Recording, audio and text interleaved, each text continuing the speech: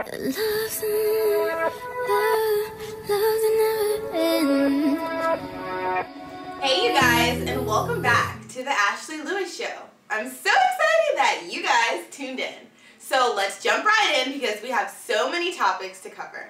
Starting off, I know the holiday seasons are approaching, and the best gifts are the ones that have sentimental value. So if your boyfriend can afford to get you something like a Chanel jumbo quilted maxi bag, which is what I want, it's okay because there's a lot of other things he can do for you. So I made a list of a couple things that I think I would still like, especially if my man couldn't afford it. Customized gifts. Okay, they have a lot of sentimental value without spending all your money. So you can get custom towels, bathrobes, slippers. Also, most girls agree with me when I say it's the thought that counts more than the actual value. So if you're broke, it's okay. It's not the end of the world. Do something special for your lady. Cook her a meal, maybe go on Groupon, try to find a nice vacation getaway. You know, there's a lot of stuff you could do. Topic number 2. Signs that he's not the one. There's always so many signs. But I don't understand why we never listen to them. I know I've been in a couple relationships when I was like, I know damn well I should not be with this guy. But I still stay with him. And I think that the media and your friends and everyone basically plays a really big role in your love life. Because if you see something on television or in movies, you're going to say, okay, maybe this is right, even though it necessarily might not be. So here are a few signs that he's probably not the one for you. If you ever have that bad feeling like something is wrong, listen. Your gut, your inner intuition, it literally knows. So it may not always be accurate, but you shouldn't ever be questioning the person you're with or else they're not it. Also, if you don't trust him, you can't build a relationship without trust. That is literally one of the key foundations into having a successful relationship. So trust is everything. Don't trust him, get rid of him. If you have to avoid conflict at any cost, wrong.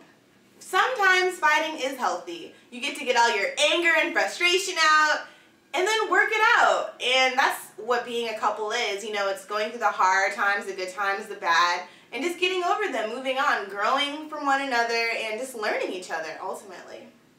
And last, when you're sad, you don't turn to him for comfort.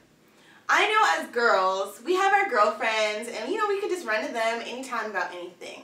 But your boyfriend should be your best friend also. So if you don't feel comfortable turning to him, let's say you failed a test and you want to cry, or it's just something really, really devastating happened to you, you should definitely be able to turn to your significant other because they're supposed to be like your other half. So if you can't do that, not it.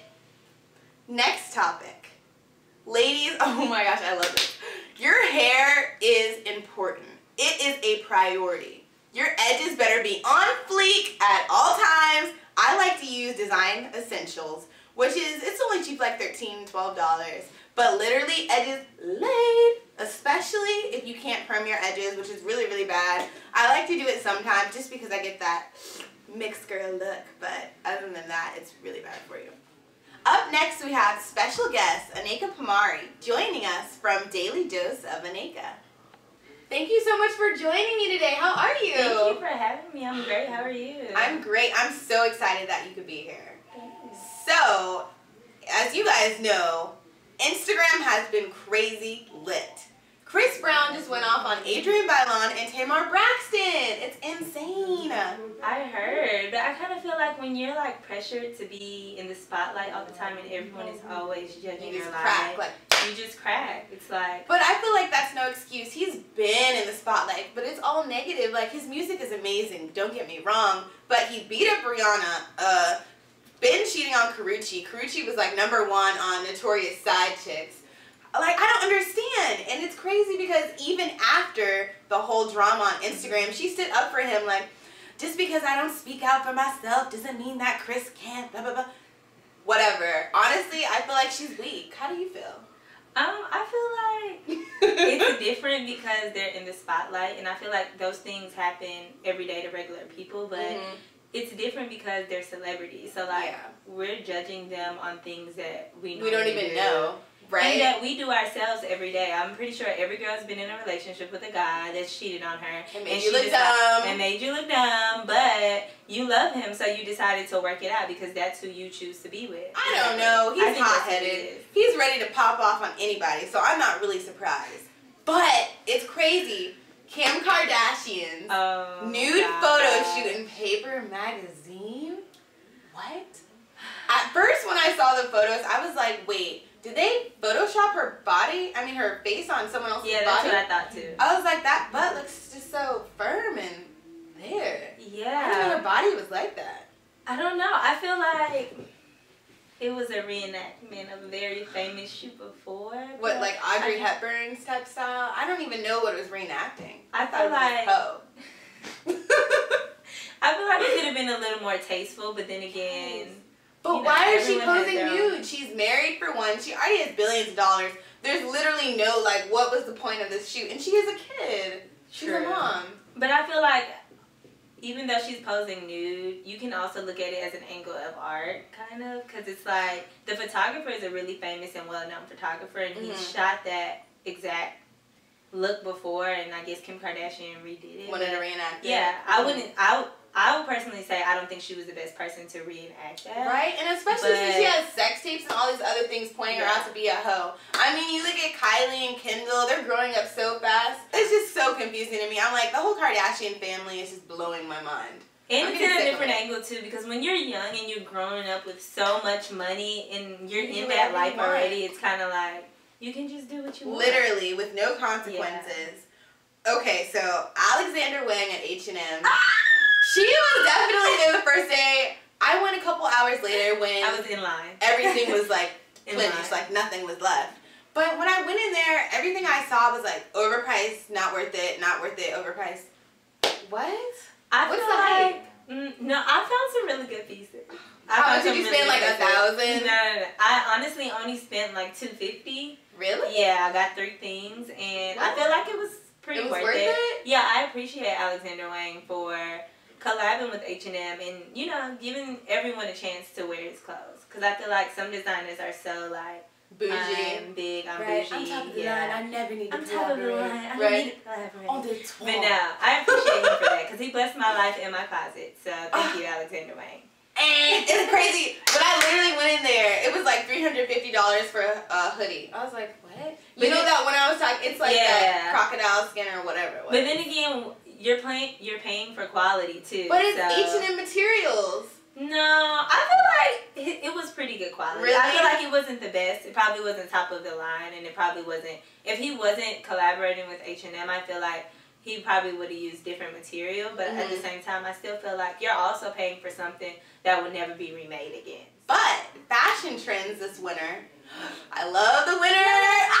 Right? It's all these layers, coats, accessories. So excited. So earlier we kind of collaborated with the top things that women should definitely have.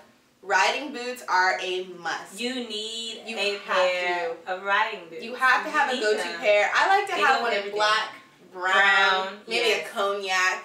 It really just depends, but I love the Stuart Weitzman 50-50 boot. And the great thing about it is it comes in the patent leather, the quilted, and the suede. Yeah, those are hot. I love those boots. So if you can afford it, they're really pricey, but there's a lot of other, you know, companies that are similar style boots. Jeffrey Campbell. Oh, really? They have one too? They're pretty affordable, and they're pretty similar. I feel like, you know, if you can't afford the other ones, definitely get those. Right. So, cozy knits, oversized sweaters, and statement turtlenecks. Yes. Oversized sweaters are my favorite. And they're so comfortable, too. Yeah, so, it's like, in the summer, we're all skanky and wear these booty shorts, literally up my crack. Like, girl, gotta keep pulling them down over my big thighs. But now I can chill. I'm like, yes. Oversized sweaters and, like, riding pants. And riding really cute. That's my go-to outfit, just for every day on campus. With so like a cute like cape jacket. Those are really in right now as well. Are definitely in right now. And with the plaid and the patterns and the designs. For sure. Love. Also, fur play and jean on jean. Furs are so hot right now. But it's so Is it basic difficult to find a nice find one? the perfect fur. It is. Where you're not looking like you're from Walmart or Forever 21.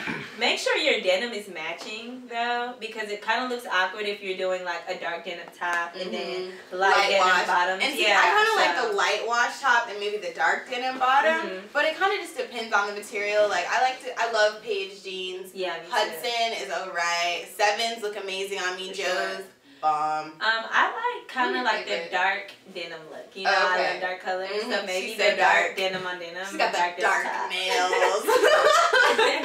Dark denim top, dark denim bottom, definitely. And maybe I like to wear my cute Chanel flats with mine. You know, make it pop a little. Right.